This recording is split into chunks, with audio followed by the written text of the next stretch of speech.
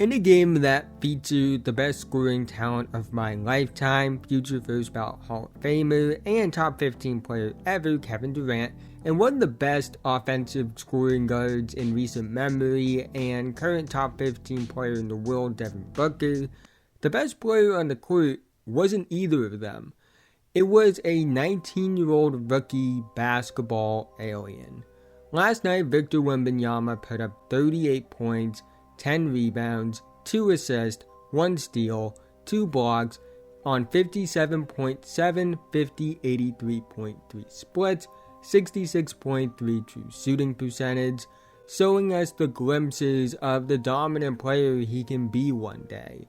Just 5 games into his rookie season, and Victor is already showing legit signs of truly generational ability, which is what I want to talk about in this video. But quickly, before we go any further, if you're new and like basketball, I'd really appreciate if you would like, subscribe, hit the notification bell, and be notified whenever I release a video. I make videos about basketball all the time, and liking and subscribing are the 2 best ways can help me out in the YouTube algorithm, help support the channel, and help me reach my goal of 10,000 subscribers by the end of the 2024 NBA season. Let's try and get 100 likes on this video so YouTube will recommend it to others. Anyways, let's talk about Victor Wembanyama.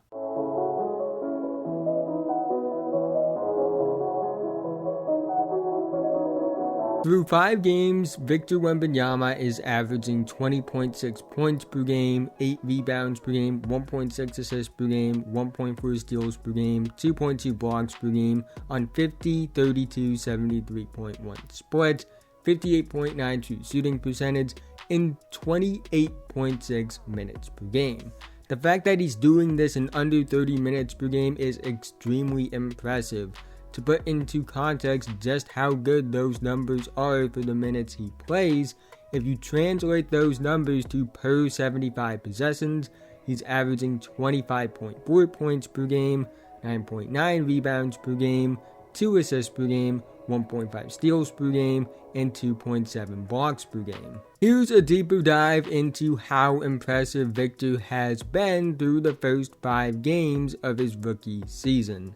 His blocks per game are in the 97th percentile, his free throw attempts are in the 88th percentile, his rim field goal attempts are in the 82nd percentile, and he's shooting 75% at the rim. To be that good in those areas as a rookie is extremely impressive. The same way it kind of was with Paulo in terms of the free throw attempts in particular, but for Victor it's been even more than that. While it's still very early on in the season and a lot can happen, based off what he's shown on tape, I do think he can maintain a 20 plus point per game average. It's no guarantee by any means. Asking for 20 plus points per game out of a rookie is a lot. Since 2000, we have only seen 9 rookies average at least 20 points per game, 11 if you include non-qualifiers like Joel Embiid and Zion Williamson, and we have seen great players not average 20 points per game as rookies. Anthony Edwards, Trae Young, Kyrie Irving, Damian Lillard, Ja Morant, Anthony Davis, and Stephen Curry. None of them averaged 20 points per game as rookies, but it's not out of the cards by any stretch of the imagination that Victor could average 20 plus points per game for the rest of the season, especially based off what he's shown on tape. I want to start by talking about how absurd of a lob threat Victor is. No joke, I think he might be the best lob target I've ever seen. Being 7'5" with an 8-foot wingspan is a big part of it for sure. It gives him an absurd catch radius, but his movement skills, body control, and explosiveness combined with those physical tools makes him nearly unstoppable as a lob threat. Sure, he'll have to deal with physicality and players will defend the lob, which means you can't go to it all the time, but when you do go to it, it's nearly impossible to stop. I've watched all 5 games that he's played this season, and watching some of these lob passes, they are great lob passes to say the least, but because of his catch radius, he makes it work. It's probably harder to overthrow him on a lob than actually connecting with him on a lob. And of all the unstoppable tools in his game, this is the one that stood out to me the most. And just watching the way he's scoring the basketball, it's truly hard to get a grasp on any idea of how he's supposed to be stopped. He's attacking out the dribble, has a really good handle, not just for someone that tall. His handle was just good in general. Could clean it up a bit, maybe be a bit more careful with the basketball at times, but his handle would be impressive if he was 6'7", 6'8", let alone 7'5". He takes pull-up jumpers with comfortability. He takes tough shots at tough angles with comfortability. He has unreal body control and flexibility when attacking the basket. Defenses are simply too short to bother his shot. He does at least 3 things a game that make you question if any of this is real. Defenses don't know how to defend him because they've never had to prepare something for a player like this. Devin Booker himself said this in the post-game interview after the most recent game. Victor is already the ultimate basketball mismatch just 5 games into the season.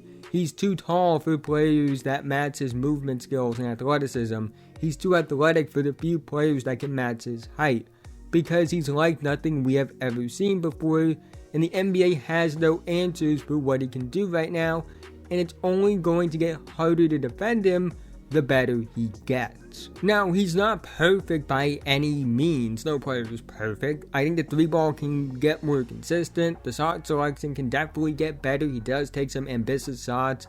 But if you've been following the channel for a while now, you guys know I believe that things like that are realistically improvable flaws that can get better with more game speed reps. The fact that he's super confident is already encouraging, and I think he will get better in those 2 areas as time goes on. Then you get to his defense, which somehow is actually even more ridiculous than his offense, if that even is something that's possible. Given his combination of physical and athletic tools, he's an absolute nightmare for opposing offenses already. He covers the entire half court. That's his defensive range. I feel comfortable saying he has the best defensive range of any NBA player I've ever seen, because he's a 7'5" player with an 8-foot wingspan that moves like a guard. There's not a play he can't affect. There's not a shot he can't contest. He's already changing the way opposing offenses have to approach possessions. He can handle all defensive coverages. He's an elite shot blocker in all regards already. And he can make plays even when he's not directly involved. That's how impactful his defense is. Again, like with his offense, he's not perfect.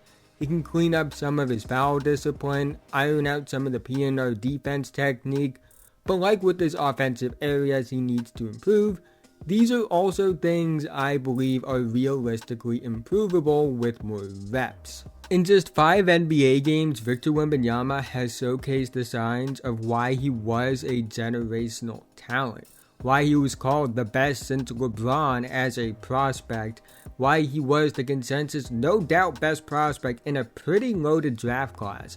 He's showing the signs of being a dominant player on both ends of the floor, but here's the scariest part of all of it. We aren't even close to how great he can be.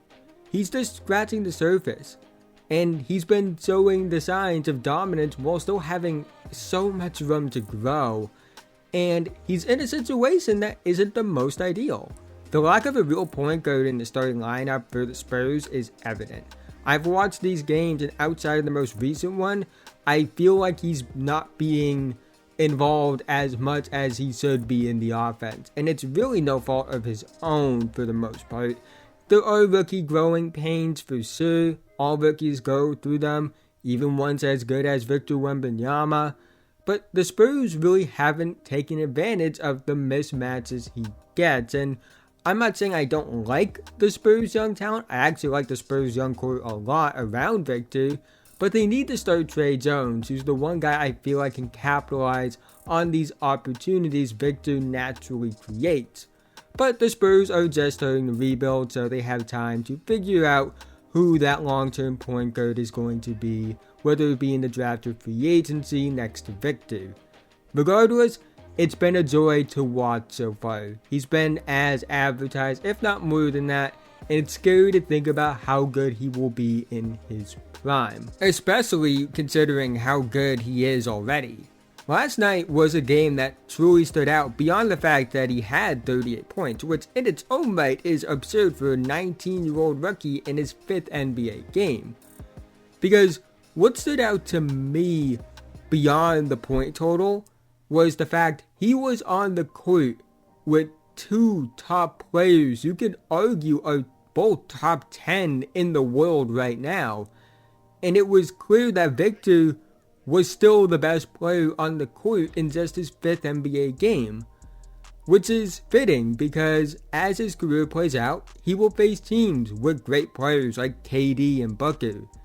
And it's a real possibility that sooner rather than later, every night he's going to be the best player when he steps onto the court. But that's the end of this video from me to this point. Thank you so much. Again, haven't already, like, subscribe, hit notification bell, notified whenever I release a video. I make videos about basketball all the time, and liking and subscribing are the 2 best ways can help me out in the YouTube algorithm, help support the channel, and help me reach my goal of 10,000 subscribers by the end of the 2024 NBA season. Let's try and get 100 likes on this video so YouTube will recommend it to others.